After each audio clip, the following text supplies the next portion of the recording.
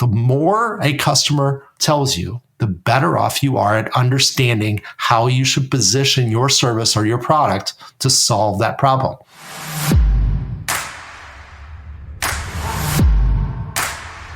Hey there, Millionaire University friends. Welcome to the podcast. I'm Brian Gearin back with you today, and we are in for a treat with part 2 with Sean O'Shaughnessy of the sales fundamentals that every business owner should adopt. And today we're going to be talking about developing key skills and strategies. The main 3 key skills and strategies that we're going to be talking about are effective communication in sales, building relationships and trust, and negotiation techniques and tactics. This is going to be my favorite section on this because this is where the real human element comes into play with sales. As we discussed in part 1, it can be very scary to put yourself out there, to think of yourself as somebody who's selling something. You might even feel sleazy about it. And I'm here to tell you that A, that's perfectly normal, and B, you should not feel that way. It's going to take a little bit of understanding, a little bit of getting reps in, but you will eventually see the light. I promise you. It took me a while, but I saw it. And at the end of the day, it really started turning into, for me, building relationships and building that trust. That's one of the ones we're looking at in this episode, because when you look at what you would typically call a sales meeting as an opportunity to ask questions, to empathize, and build that trust by providing a solution to the problem that your prospective client has, it's really hard to lose. And that is the bulk of what we're going to talk about today in part 2, developing key skills and strategies. So without further ado, let's bring in Sean O'Shaughnessy of New Sales Expert to lead the way. Sean, I'm pumped. It's part 2. What are we talking about in part 2? So in part 2, we're going to build on the foundation that we did in part 1, which was called establishing the foundation. The second part is developing those key skills and strategies. We're going to talk about effective communication, talk about building trust, and then negotiation. So things that people really struggle with in sales, but they're so critical to being successful in sales. And regardless if you're selling to companies or if you're selling to consumers, as long as it's not more than selling that $12.95 book that you're going to sell, because that's too simple. Yeah, absolutely. And I think this is the real meat of the sales in general. This is my favorite part. So I'm pumped to hop in here with you. So step number 1, effective communication in sales. I want you to take it away, but I feel like I'm going to have a lot to add here because I love this stuff. Cool. So effective communication. We've probably all heard the adage, oh, he's a natural salesperson because he talks a lot and he can really tell a story. Now, those are 2 different things, and that telling a story is actually good, but talking a lot is not effective selling. Listening is actually effective selling. So last time when we got together in part 1, I talked about establishing the difference between where your as is, where you are today, the problems that you're facing today, and where you would like to be, so your to be. And I talked a little bit about you might have to convince the customer that they can get there. They may not know that they could do that. That's very possible that that's the case. And that's an aspirational sales process. Or you may have to just confirm that you are the person or you are the company that can get them there. So they know where they want to be, and you're just confirming that you can do that. 2 different things, but you're still going to make a difference in the gap between as is and to be. So effective communication means figuring out what is their problem and understanding what their problem is. And you do that by listening. You don't do that by talking. You don't ever want to tell a customer anything. You want the customer to tell you things. In other words, you want them to do more talking than you. There's an old adage, you've heard it. You have 2 ears, you have 1 mouth. You should keep that in ratio in mind when you're selling. So you should be listening a lot and even asking questions that are open-ended questions. So let's talk about that a second. An open-ended question is something like, tell me how, or why does it work that way? Or when did you do that? Or was this I'm sorry, not the last one. Because the last one was going to be a close-ended. Was this a problem for you? Or what? Do you ever have this problem? Those are closed-ended questions. Closed questions are questions where I can say yes, no. I get nothing as a salesperson from a yes answer or a no answer. I get nothing. Unless yes is, yes, I'll give you an order. So you can ask a closed-ended question at the very end, because yes, I'll give you an order. But at the beginning, you're trying to figure out, do you have this problem? Tell me how that problem affects you. Tell me how that problem affects your daily life, your health, your well-being, your relationship with your neighbors, your relationship with your family, the relationship with other companies or industry. Tell me how that works. Tell me how it affects your job if you're selling B2B. Tell me how your company would be more profitable if you did this. Tell me how your company would lose less money if you did this, right? Those are open-ended questions that allow you to have the customer talk, and you can listen. Now, listening is really important because they are telling you how to sell to them. They're describing their problem to you. They're describing their issue. They're describing, going back to what we talked about last time, their as is. And they're describing what they want their to be like. They want to be this way. I don't want to have this problem anymore. Well, tell me what that means. Tell me how that affects you.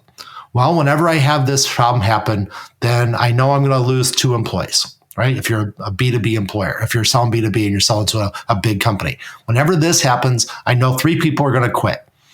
Okay. How does that affect you? How much pain is it to actually hire 3 new people to replace them? Or do you have to replace those people? Yes, I have to replace them. Plus we're growing. So that means I have to hire a 4th person because I'm growing at the same time that I just lost that person. And the fact that this happened to me, whatever it was, it makes it harder to hire those people as well because they heard about that issue. Oh, how much of a pain is that? How often do you have to do that? How much does it cost you to do that? Those are open-ended questions that elicit a long response. The more a customer tells you, the better off you are at understanding how you should position your service or your product to solve that problem. Because they're basically telling you every problem they have, and they're saying, gee, if you could solve this, then I would probably buy your product. And that's really what you're trying to get to. You're trying to, in this conversation of lots of open-ended questions, tell me this, explain this to me, I don't understand this, help me out. All of those types of questions just make it easy. So there's an old actor or an old TV show.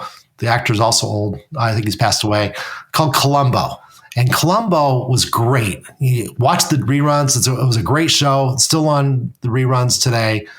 But he was great. At the end, he would be talking to somebody and he'd be really, really casual, kind of friendly. It was always the bad guy he was talking to in the show, just so you know, I'm kind of giving away the plot here, but it was always the bad guy, always the guy that did the crime. And he's just being really friendly and being very respectful with that person. And then he would go, oh, one more thing. This just came to me. I just had one more question. And you always knew that one more question, that was the one that was going to get the guy. Because now he's going to catch him in the lie. He's going to catch him in the spin where he's trying to fix the problem, and because he screwed up somewhere. And Columbo knew he screwed up because he read the script. But same thing in sales. I have one more question. You always have one more question. In fact, you should never run out of questions. You should always be trying to figure out more information because once again, the more your prospect talks to you, the more likely they are to tell you how to sell to them. Last time we got together, we talked about the sales process. This is all about step 2, which is qualification or discovery. And it's also about the economic buyer meeting. So those 2 conversations are all about, I don't want to tell you anything. I want you to tell me everything about your problem, everything about how you want to solve the problem, what it means to you, how big of a problem is, how much money do you lose because of it, how much more money will you make if you had it. So then I can say, well, if I could show that to you, would you buy it? And then you stop. And then they say, yeah, if you could do that for me, yeah, I'd be all about that. Yep. I think this is the major misconception about sales. And I was guilty of it the first 2-3 years that I was trying to sell my stuff was I have to go in there and I have to bash you over the head with what I'm selling, right? You need this. You got to have it. I talk. Well, at the end of the day, that's just not how it works. Even to this day, if I'm much better now than I was in the past, but I'll still get nervous going on into a conversation where the end goal is to sign this person as a client. And it's just easier when you take a step back and you say, just ask this guy or gal a ton of questions that are open-ended and just let them sell themselves on the service that you are offering or the product that you are offering. And it makes it so much easier and so much, let's call it less pit sweaty because I'm just asking questions. We're just having a conversation And if after you answer my questions, if I feel that what I offer can help you, I'm going to tell you about it, right? Because you've explained to me that I have this problem and I have that problem and I have that problem. And it just so happens that I, as the guy who is selling something, can help you with it. If I don't tell you about that, now I'm doing you a disservice. So I think it also makes it way easier and a lot easier to put your guard down against yourself, which can be, it'd be like shooting yourself in the foot with a grenade launcher when you go into some of these meetings and you're just intimidated or desperate, right? So I think this is a perfect advice for it. Last time we also talked about understanding the sales process. So just to refresh those people that didn't listen to that episode, or maybe they forgot about it. And if you didn't, be sure to check out part 1 ASAP. Exactly. So in the first step, we talked about that person's just a lead. It's just a name, just somebody. We don't know if they're good or bad for our business or not. Step 2 is we're going to qualify or discover those issues, right? The longer you stay in discovery mode, the better off it is for you. So too often, salespeople want to get to the next step. No, take your time, relax, take your time, ask longer questions, ask more questions. Stay in that discovery step for as long as you possibly can, because it'll make everything else go easier later on. But what will happen is a salesperson, and maybe it's a company owner that's being the salesperson, or maybe there's an employee that does sales, they get too excited. They heard the right trigger words. They heard, yes, I want to do this. Oh, let me tell you how I solved that problem. No, stop, shut up. Don't do that. Never say, oh, well, you said that. Let me tell you how I solved that problem. You don't want to do that. You want to build out more and more and more problem. You want to really dig into that pain, really dig into that difference between where they are and where they want to be, and really establish what that is. Get it down so that there's no argument about it. Don't sell too fast. Just relax. Let the customer describe all their pains. Let the customer build that problem up. And so that it's the biggest thing that they're worried about right now, because you just kind of rub all of their wounds into salt, and they are in so much pain now. They're screaming for a solution, and then you offer them the Band-Aid. But don't do it too quick. And too many salespeople, they get that first trigger word and they go right into pitch mode, and that's a mistake, because you don't want to do that. You want to keep building that pain and then say, do you make this decision? No, I don't make this decision. My partner does, or my wife does, or my husband does, or the owner of the company does, or whatever. Great. This seems like it's a big problem. Would you introduce me to that economic buyer, that step 3, phase 3 of what we talked about last time, that stage 3, that economic buyer? Will you introduce me to that person so we can talk about that problem? And then you do it all over again. You want to build up their pain until they're almost screaming for a solution. You are rubbing the salt into the wound, and they are screaming for help. And then you say, well, if I could show you how to get rid of that pain, if I could show you how to get that salt out of that wound, would you do something? And so there's begging you for the answer. Now, I'm being a little facetious here, but I think everybody gets it. The faster you sell, the harder it is to sell. Take your time, build up that pain a lot. And keeping that discovery phase open and getting as much of that pain out as you can, it builds empathy, and then it builds trust. And when you're selling, trust is, tell me if I'm wrong, Sean, but maybe the most important thing, where if you don't have that locked down, you're probably not making that sell. Or is that a little too out there? No, you're absolutely right. You are absolutely right. In fact, and Brian, you've heard me say this offline in conversations that we've had both on email and then, one-on-one as well. Sales is about transferring trust from me, the salesperson, to you, the customer. So I already know that my product is going to solve every problem you just described, right? Because I have a very targeted market. I know exactly what my value proposition is. If you don't know what those mean, go listen to part 1. I know exactly that you are exactly my customer. You are exactly who I solve. I just had to make sure that you're having the pain and of everybody else that's in my target market. And I'm building that up in that effective communication skills. I'm building up that pain and discovery. And in that process, I'm being empathetic. And empathetic people are trustworthy people. I didn't say sympathetic. I said empathetic. I said, if you have to show empathy to your customer, I understand what you're going through. That I can see how much painful that is. I can see how that's costing you so much money. I can see how that's hurting your job function. I can see how that's hurting your relationship with your boss or hurting your relationship with your family. I get it. I totally understand it. I can see why we talked about mulch a lot last episode. I can see why all your neighbors are upset with you about how ugly your yard is. I get it. I totally understand it. Right. And I can see that, you have arthritis, and I can feel that pain as you got down and you put that mulch down on the beds. I get it. I bet that really hurts. Do you have to do a leave like 4 times a day just to get out of that pain? And they go, oh yeah, it's terrible. I do a leave and I do Advil. I go back and forth. I do a double dose of both. You build up that pain. You build it up so their knees ache just talking about it.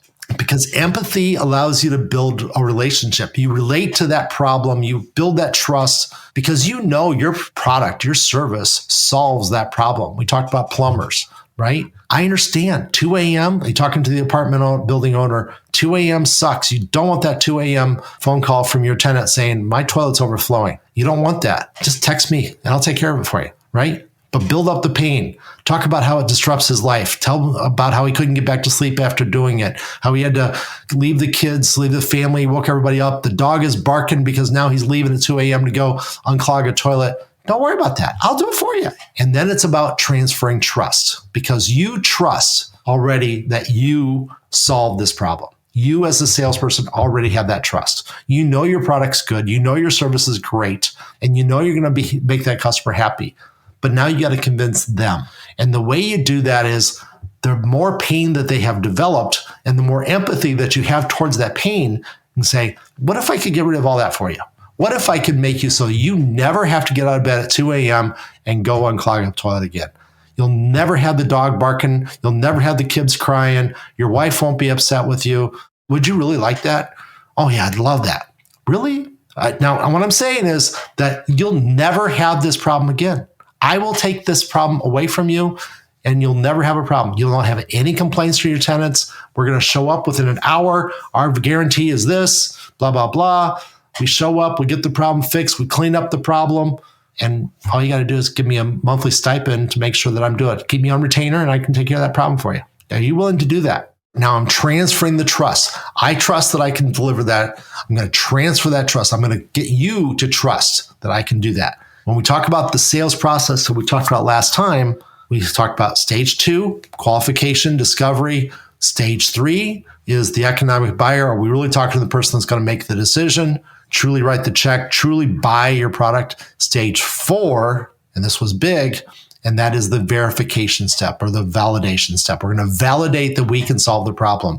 And through that validation step, we build up trust. And so if I'm the plumber that's trying to solve the problem for the apartment owner, I do the same service for 4 other apartment buildings right now. They never have a problem. Would you like to call them? Here's their phone number. They'll take your phone call. They will tell you about the time. In fact, let me tell you the story about the last time. Last week, he had a toilet upset, broken, 3 o'clock in the morning. Somebody flushed something they shouldn't have flushed. Now they have a problem. It's stinking up the house. It's a mess. And he had to go fix it in his regular life. But not last week, because last week he sent me a text.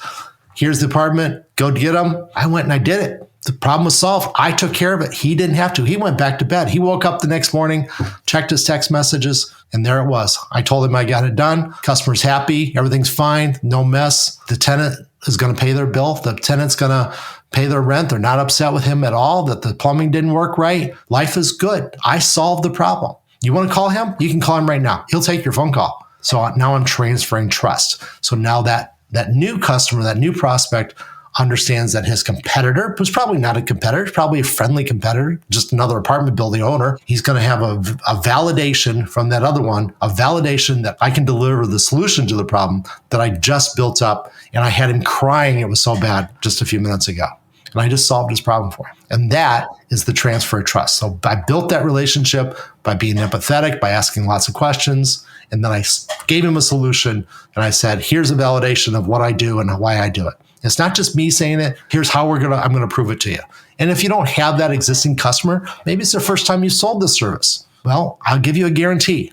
I'll give you a money back guarantee. I'll do this. There's lots of ways that you can guarantee that you can build up that trust. But at some point, you got to transfer the trust that you can solve the problem. Now you got to convince him to transfer that, to understand that trust and have trust in you, because nobody buys anything if they think they are making a mistake. Everybody buys based on, I think this will solve my problem. I just described my problem. He understands my problem. He really understood what I was doing because I had effective communication skills. And now I'm just helping him solve the problem. So that's the whole idea of transferring trust. I love it. It's as simple as doing what you say you will, right? You make a promise, you keep the promise. And the more times you do that, A, the more customers, clients that you'll have, and B, the more case studies you have, right? So whether they're available for reference or if you make a 3-minute case study video with your featured clients who love you, now you've got evidence. Now you don't even have to have a prospect make a call to your clients. You can say, hey, I want to respect their time, but I have videos of all of them who have given us a glowing review. I'm going to send these to you right now. You can check them out tonight. The fact that you have an answer ready for that, whether it's, hey, here's a number of Bob, my client who loves our service, or here's a video of it. You have something ready for them right off the rip that they can continue to build that trust, knowing that, well, if this guy can produce this quick, or he's got X amount of clients who love him, why would me being a client of his be any different? So now I've reverse engineered that trust by being like, I can't go wrong. These people love him. They do the exact same thing I do. Why wouldn't I love him? He's probably worth the money. Now I'm even one step closer to signing the check. But you have a relationship because he was empathetic with you as well. So he truly understood your problem. You talked about it. You cried over it together, right? So I'm being a little facetious, but you almost want to get to that point where, I know how much it sucks to get up in the middle of the night to unclog a toilet down the street. I get it, right? You got to build up that pain. You got to build up the relationship that you understand where they're at. When you can join in the pain with your fellow man, now you've built camaraderie, you've built rapport, and you've built that trust. And when it comes to business, you can't go wrong once you've accomplished that. And you had some good suggestions there. Make a video of your best customers. Hey, can I have a testimonial? Brian, you know a lot about Google reviews and all that other stuff, Facebook reviews. Do me a favor, Mr. Customer. Did I serve you well? Were you happy with what I did? Sure, I loved it. Can you do me a favor? Can you do a review of my business for me? You don't like being on video? Can you type a review for me? In fact, here's something you might want to type, right? And just hand them the information, right? You might have 7 of them already written. Just hand them one of them. Say, do me a favor. If you don't know how to write the words, use these words. Yep, absolutely. Because now you have provided a value to them that's beyond what they would have expected. Because sometimes it is a heavy lift to ask a client for a more than a 2-sentence, oh, this guy's great type of review, because we all know that those type of reviews, while they're good, it's another 5-star on your record. It would be great to get 3 or 4 paragraphs that go in depth about what you did, how you addressed their problems, how you solved them, to the tune of what revenue did we help you build, or how much did your business get better, or how beautiful was your yard after working with us, and including a picture. If we're talking Google business profiles, I can go on for days about this, but you're asking them to take a step a little bit further than they probably have time for or the knowledge to do. So having a little review typed out where you can send it to them and say, hey, I think this accurately explains the service or the satisfaction that you described to me. Feel free to tweak this or change the numbers or, put it into a little bit of your words. That's totally fine. But here's a template. Boom. Copy, paste, a little bit of tweaks here and there. Maybe add an image, add a video if you want, and you're done. You've now solved another problem for them that makes them feel good because they didn't have to expend too much brain power to do it. And it's a huge boon to you because now you have a great review. It's accurate. You're not lying or anything. It's just an accurate description of what you did. You just happen to be the copywriter for it.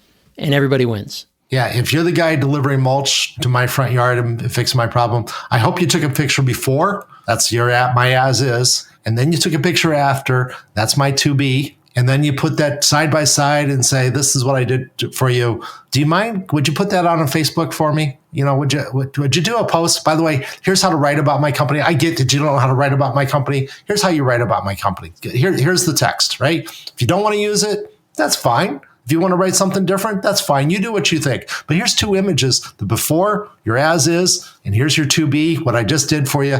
You like it, but you want to do that like right away because before the wind blows and blows my mulch all over the place, and now I'm not as happy anymore, right? So You want to do it right away. It's kind of like how we were talking in part 1 about ChatGPT. It helps you go from blank page to something on the page that you can tweak. You're playing that part for your customer, whether a business customer or a consumer type of customer. You've now played that part of ChatGPT where they don't have to spend the 5 minutes going to ChatGPT to figure out how to write you a good review. You did it for them. The job is done.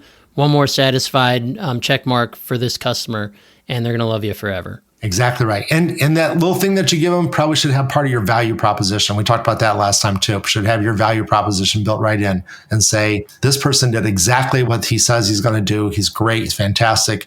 And then for your next customer, just read my Google reviews. Just read my Facebook reviews. Look at these 16 posts that I have right now. I can solve your problem. Once you have 20, 30, 50, 100 plus Google reviews that are 5 stars and everybody's happy, and that's all you have to be is like, check out our Google reviews. We have 100 of them and they're all satisfied. They all love us. And it's not like we paid them to do that. These are legitimate customers who love us. So, and if you're more B2B oriented for your service, for your product, that's okay too. They can give you reviews too. You can put them on your website. They can put them on their website. They can put them on LinkedIn if that's appropriate for your business. So there's ways you can do it there. You don't have to just use Facebook and Google if you're not in the consumer-oriented sales. If you're more of a selling a product to a company or selling a service to a bigger company, they can give reviews. They can give you a to whom it may concern letter. Those are great as well.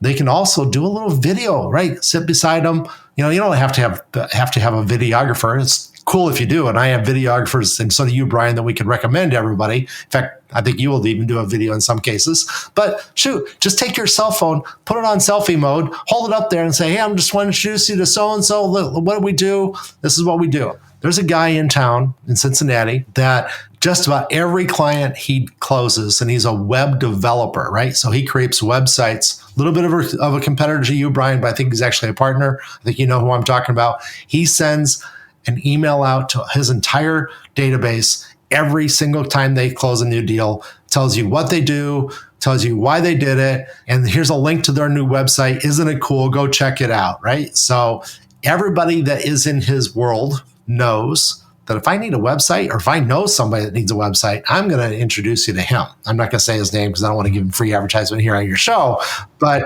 he's a great guy. He'll do a great job for everybody. And he talks about that customer referral all the time.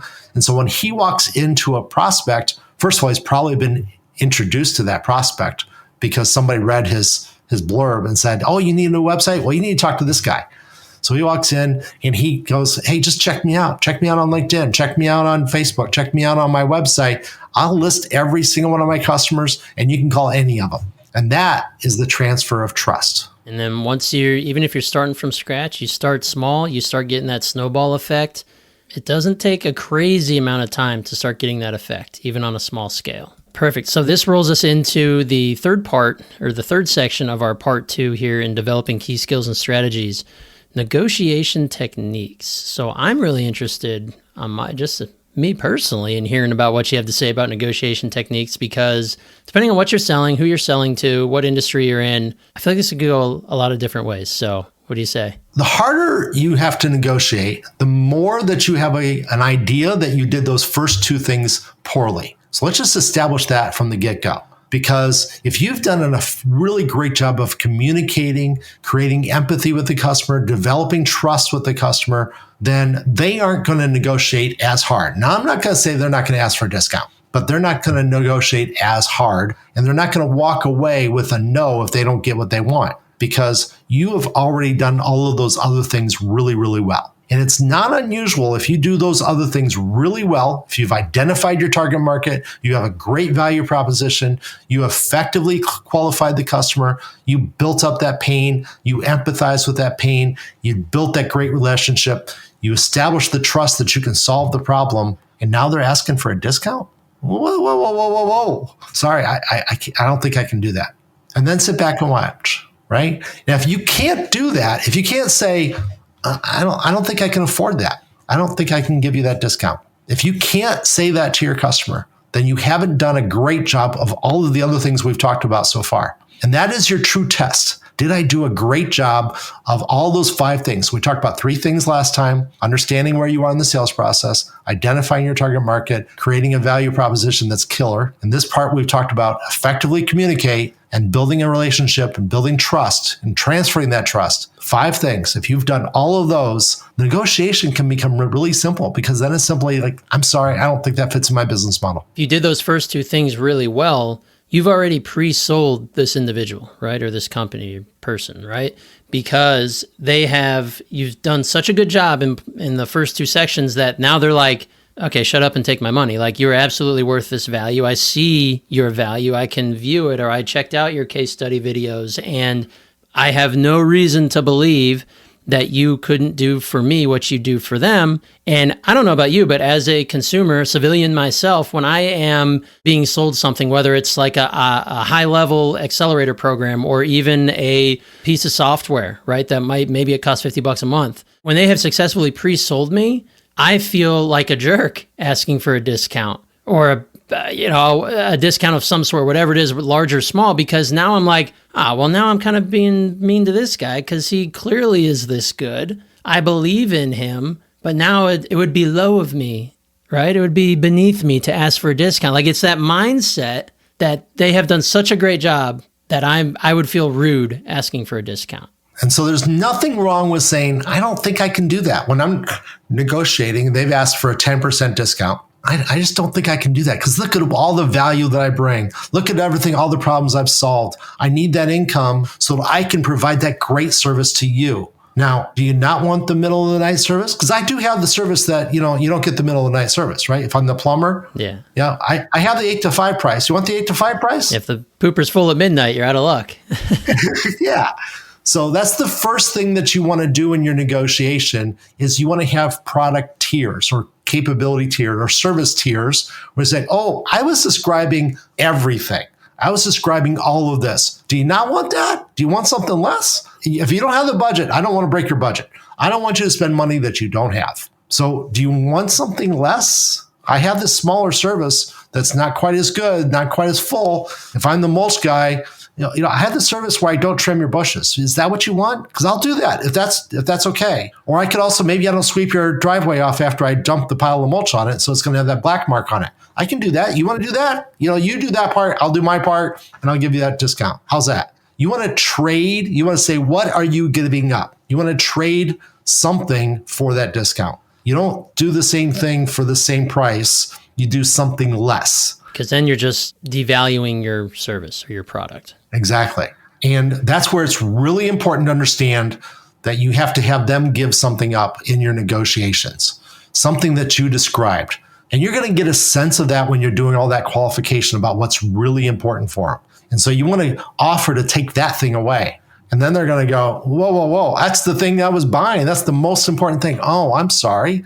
That's how you get a discount, is you do that. I don't do that 2 a.m. thing if I have to have this other price. Oh, but you can have the other price. You can check me out on that. And then I just charge you an upcharge every time we get that 2 a.m. phone call. And if it's a big enough problem, typically, now I feel like there's a distinction here where you can discover if you're talking to the wrong person, if they literally are squirming in their pants at paying the price to solve their problem, because maybe they're too small a target. Maybe they don't fit your ideal avatar, your ideal client, quite like you thought they did before you met. So there's one aspect where it's, okay, well, if this is really going to be a terrible financial burden for you, we may not be a fit. Now that's where you can scale it down and say, okay, maybe this is better for you. But if their true problem is that I don't want to go scraping poopers at 2 a.m. because I'm the building owner, I'm not going to deal with that, then that's what's worth the upper tier package. That's where the value lies, because now you're solving a massive problem for them. And if they don't see the value in that, there's nothing wrong with you saying, maybe we're not a fit then, because I'm going to solve this problem for you, but you have to commit to it. And your other negotiation tactic is a lot like what you just said, Brian. The other negotiation tactic is, I don't know that I can do that because all of my other customers are at this level and I have a lot of demand for that level. So I don't know that I need customers that aren't doing that don't want me for that part of my service. And that's perfectly fine, Mr. Customer. Would you like me to introduce you some lower end companies that might solve that problem for you? Because here's some of my They're not really competitors because they don't do everything I do. They're not as good as I am, but they'll unclog your toilet with a 4-hour wait, right? I do a 1-hour wait, and they'll do a 4-hour wait. And, maybe that's good enough for you. I don't know, but I can't do the 4-hour wait. I don't have that built into my system. And I'm so busy taking care of all of my great clients that I just can't do it. And here's the thing. This is true in sales as it is in dating or life in general. People want what they can't have or don't have. Let's say this client today, they've identified that they're really not a good fit for your top tier service. This is all I'm offering right now. But hey, Mr. Building Owner, let me refer you out to Mr. and Mrs. XYZ. They can solve this problem. They handle this more in the type of wheelhouse you're talking about. But if you're providing this value to them, even though they aren't going to be a client of yours by the end of this phone call, in that client's mind, you've now provided free value to them. You said, hey, I might not be the best solution for you today, but this person or this company might be. Now you've kind of given them something to go with rather than, oh, sorry, we can't help you. Have a nice life. Because let's say that building owner works with this person you recommended him to. They get the job done. This guy, now he buys 3 buildings. He's got 2 more. Now he needs your service. It's 2 years later, but he needs your service. He's calling you back because you know why? You helped him out when he was looking for help and you weren't the right fit to provide it. So I think there's a huge point to be made in still providing value, even though there's no money that's going to be entering your coffers, because you never know how it's going to come back to you in spades. It always comes back to giving before you get, right? Exactly right. And that's that transfer of trust. I trust this guy because, he introduced me to somebody else to solve a problem that he couldn't solve. I trust him. That right there builds your reputation. That builds who you are. And that's perfect. That's great. That's a great way to build trust.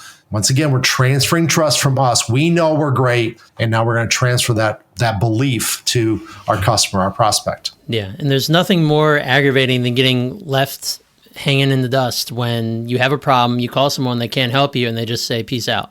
It's like, can you at least do me a solid? And you're in the industry. Can you connect me to someone else you might recommend? Or, we all hate that feeling of just being, flapping in the breeze. So just be a good human and provide whatever type of value you can, even if it's really tiny, even if it's just a phone number. Hey, go Google search this company. I don't have their website, but you search them, you call them, they'll help you. And it also builds your network. It has a networked effect too. Exactly right. Because call up that guy and say, hey, I just recommended you for a job. So make sure you get credit for that, right? So call up the guy that you just recommended and make sure he knows that, hey, I just recommended you, right? The other thing to remember about negotiations is when you give away money to a client, you got to think of it in that way. You have to think of it in, I am going to pay you. Let's just say this. Let's just say I'm going to charge the guy $200 an hour for my service.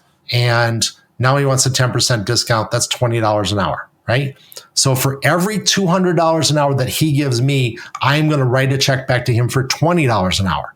You have to think of it that way. He is giving you the full price. You are paying him back something else. Now you're going to net out. You're only going to charge him $180 in real life. But if you think of it as I am paying him $20 for the right for me to get $200. If you think of it in that way, then you can also think of, well, what are you doing for me for that discount? Because I'm willing to pay you $20 an hour for a certain amount of service. What are you doing for me? So your negotiation should also be about, I'll meet you where you're at. I'll help you out. We'll come to agreement. Can you introduce me to 3 clients? What are you doing for me to help my business that it's worth me paying you, in this case, $20 an hour? Every time you call me, I'm going to charge you $200. I'm going to give you $20 back. I'm going to pay you back. But what are you going to do for me? So never do anything for free. Either you're taken back on your service or they are offering a service to you for that amount of money. It's not a discount. It's you paying them.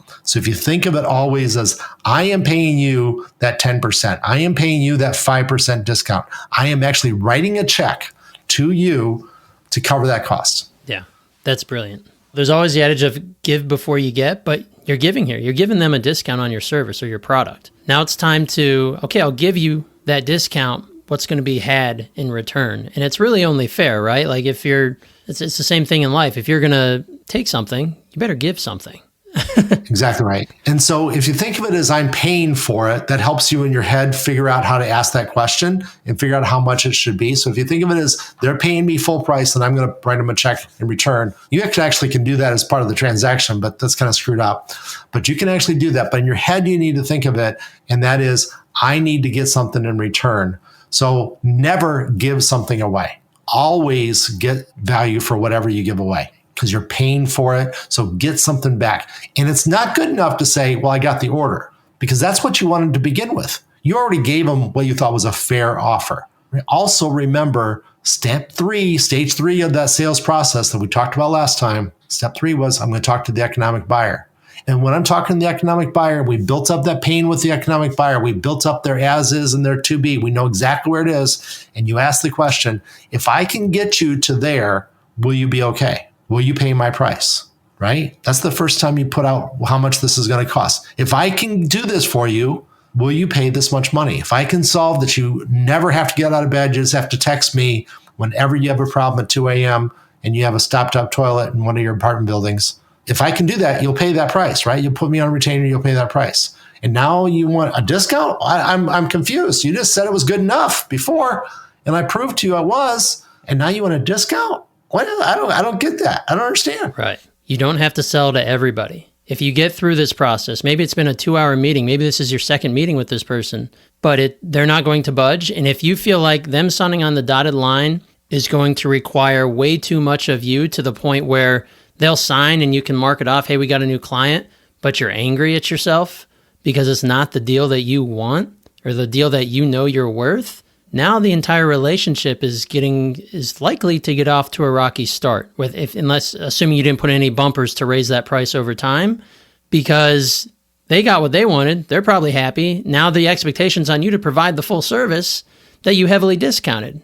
And now you're not making your full cut and you're probably not happy about it. And so you got lost opportunity costs because now you have a customer that you're making less money on instead of a customer you're making the full amount on, but you can't do both customers because you don't have that much bandwidth. Whatever, you're full now, right? So it's the last customer that you need to be perfectly full, and now you can't get one at full price? That's not good. And even if it's the first one that you got, and then you got 4 others at full price, let's say you can handle 5 customers on retainer like that. You got the first one, you gave a 50% discount. You got 4 others at list price. Now you can't get a 5th one at list price because you got that first one. You want to fire that customer. You're going to be unhappy. You're going to do bad service. It's going to be frustrating. It's going to hold you back as a company. So be very careful about giving without getting something in return. And that's why you always want to think of it as, I am buying this. Whatever that discount is, I am buying something for that, right? Because then you'd be really happy, because for $20 an hour, that 10% discount off of $200, or $20 an hour, I got 3 brand new customers, and all 3 of them turned into great customers. I got $200 an hour from all 3 of them. Man, that's fine. I'll pay $20 an hour. That's a good investment. That's a good marketing expense.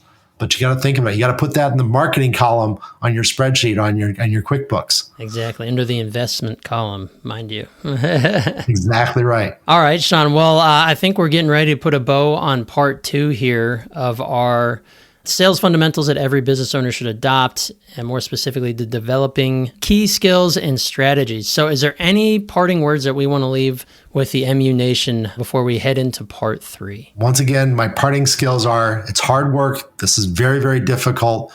You only get better with time. You only get better by doing, and you'll never be perfect at it. There's always something you could have done better, and you have to be okay with that in sales, because that's what sales is. And the key thing about part 2 was all about building trust with your client, with your prospect, and transferring your trust in what you will do a good job to them, and having them trust that you will also do a good job and you provide the service that you actually promised. You're a rock star, my friend. All right, folks, we will see you back for part 3, where we're going to dive into sales tools and technologies. That'll be exciting. We're going to talk about CRMs, leveraging CRMs, sales technologies, data-driven sales decisions. This is where you can really start putting some steam behind that battleship of your sales process. So I'm excited for that. Sean, thanks again. We're going to catch you in part 3. Thank you very much, Brian. This has been fun. All right, and that's a wrap on part 2, developing key skills and strategies. We reviewed your effective communication in sales, your building relationships and trust, and negotiation techniques and tactics. I hope you found these as valuable as I think they are, because the human element in sales cannot go unmentioned, cannot go unacknowledged when you yourself are going out and trying to sell your product or service. People want to do business with people. They do not want to do business with businesses. So keep that in mind as you go out there. Just be yourself, be a good human, build that trust, and start that relationship on great footing and bring that sale home to close. Now, do us a favor and tune back in for part 3, where we will talk about sales tools and technologies. We have a lot of information that we're going to go over in that part of this series, and I can't wait to tell you all about it. So we will be back with you and with Sean O'Shaughnessy to talk about part 3, sales tools and technologies of our sales fundamentals that every business owner should adopt. We'll see you all next time.